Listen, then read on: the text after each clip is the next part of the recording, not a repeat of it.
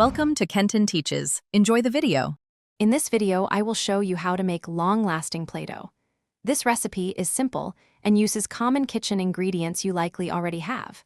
We'll start by combining the dry ingredients, then slowly add the wet ones to create a smooth, pliable dough. The key to its longevity is the cream of tartar, which acts as a natural preservative. Get ready for hours of creative fun with this homemade craft staple. Once you have all your ingredients ready, it's time to mix them. First, whisk together the flour, salt, and cream of tartar in a saucepan. Then, gradually add the water, cooking oil, and your chosen food coloring. Stir continuously over medium heat. The mixture will start to thicken and pull away from the sides of the pan, forming a soft ball.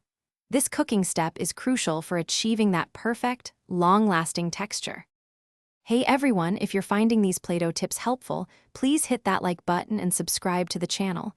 It really helps us out. On another note, after all that creative fun, your car might need a little refresh. Life's too short for a stinky car, so grab a little Tree's Black Ice Air Freshener. It's a classic for a reason. You can find the link and other awesome deals in the description below. Now, let's get back to the video. After cooking, transfer the warm dough to a lightly floured surface. Knead it for about 5 to 10 minutes until it's smooth and elastic. This step is important for developing the Play-Dough's texture and ensuring it's not sticky. Once cooled, your Play-Doh is ready for play. To keep it fresh for months, always store it in an airtight container or a sealed plastic bag. Proper storage is key to its impressive shelf life. Thanks for watching. Please subscribe if this video was helpful.